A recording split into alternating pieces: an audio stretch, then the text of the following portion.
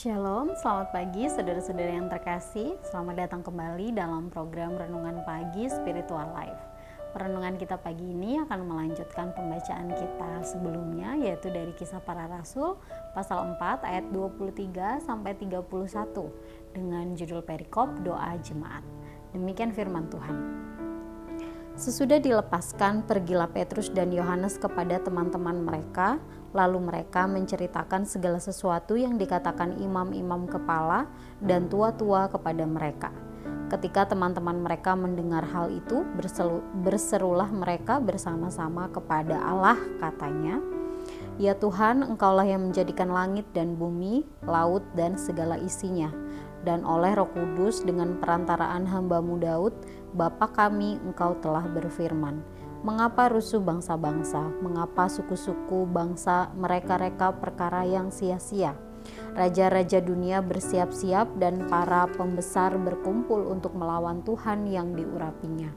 Sebab sesungguhnya telah berkumpul di dalam kota ini Herodes dan Pontius Pilatus beserta bangsa-bangsa dan suku-suku bangsa Israel melawan Yesus, hamba-Mu yang kudus, yang Engkau urapi, untuk melaksanakan segala sesuatu yang telah Engkau tentukan dari semula oleh kuasa dan kehendak-Mu.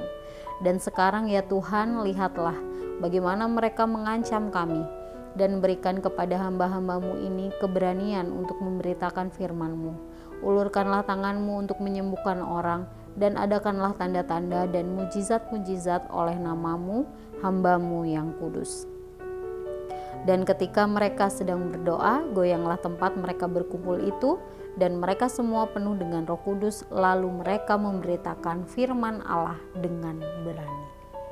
Saudara yang terkasih, dalam perikop yang baru saja kita baca diceritakan bahwa sesudah Petrus dan Yohanes dilepaskan dari sidang Mahkamah Agama, mereka kemudian kembali ke tempat saudara seiman mereka berkumpul.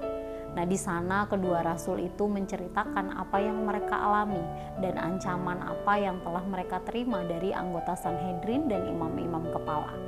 Nah, hari ini kita akan secara khusus melihat bagaimanakah respon orang-orang percaya tersebut menyikapi situasi ini. Yang pertama adalah mereka berdoa. Biasanya dalam situasi yang penuh tekanan atau ancaman, wajar jika seseorang menjadi takut, panik, dan kemudian segera mencari bantuan. Tetapi reaksi dan tindakan ini tidak terjadi pada jemaat mula-mula saat itu.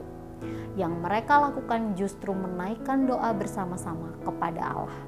Nah, Alkitab sendiri menggambarkan bahwa jemaat mula-mula tidak hanya berperan sebagai gereja yang berani memberitakan firman Tuhan, tetapi mereka juga tekun berdoa. Bagi mereka, ancaman penguasa dunia tidak ada artinya karena mereka memiliki Allah, Sang Pencipta yang berdaulat atas segala sesuatu.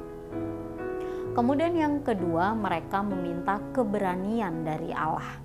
Salah satu hal yang menarik dalam doa yang mereka naikkan ialah mereka tidak meminta keselamatan fisik atau meminta Allah menghukum mereka yang sudah mengancam mereka. Tetapi mereka meminta agar Allah memberikan mereka keberanian untuk tetap memberitakan kebenaran firman Allah.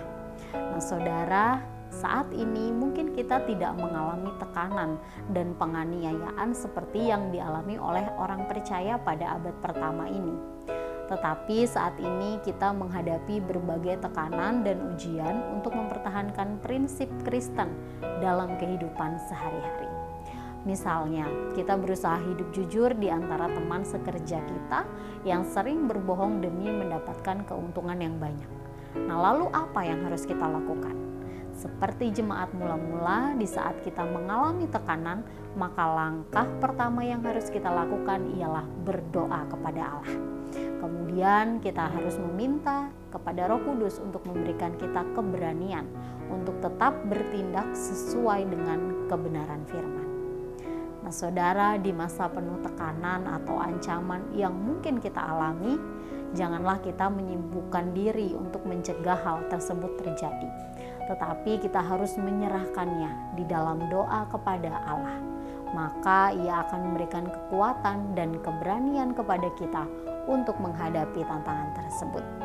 Oleh sebab itu, apapun tekanan atau masalah yang akan kita hadapi saat ini, mari kita serahkan kepada Tuhan dan meminta kekuatan dari Roh Kudus untuk memampukan kita agar berani berjalan di dalam kebenaran. Saudara, marilah kita mengambil waktu sejenak untuk merenungkan kebenaran firman yang sudah kita dengar. Saudara, apa sajakah tekanan yang sedang kita alami saat ini?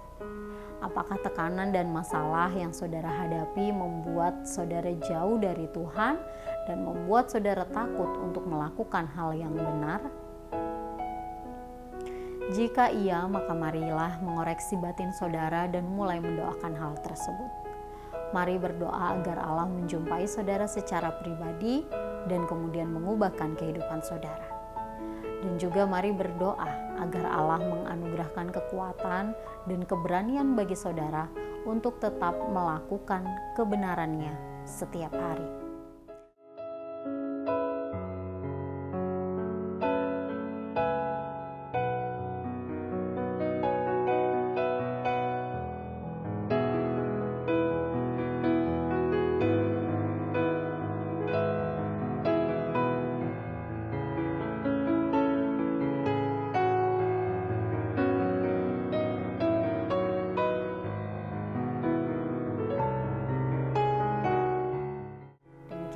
Kita, mari kita berdoa. Ya Allah Bapa, kami mengucap syukur untuk penyertaan, kasih dan perlindungan Tuhan sepanjang malam dalam istirahat kami. Kami bersyukur jika pagi ini kami bisa bangun dalam keadaan yang baik, itu semua karena kasih dan kebaikan-Mu Tuhan. Kami juga bersyukur untuk kebenaran firman Tuhan yang sudah kami renungkan bersama, yang kembali mengingatkan kepada kami bahwa sebagai orang percaya, apapun tekanan yang kami hadapi atau masalah yang sedang kami hadapi, kiranya kami selalu ingat bahwa kami harus selalu berdoa kepada Tuhan, menyerahkan kehidupan kami. Dan juga Tuhan berikan kami keberanian, berikan kami kekuatan agar kami dapat menghadapi masalah tersebut dan agar kami dapat melangkah dengan berani sesuai dengan kebenaran firman Tuhan. Kami mau serahkan hidup kami dan semua hal yang akan kami kerjakan hari ini. Hanya dalam nama-Mu kami berdoa dan mengucap syukur. Haleluya. Amin. Demikian renungan kita. Selamat pagi, selamat beraktivitas. Tuhan Yesus memberkati.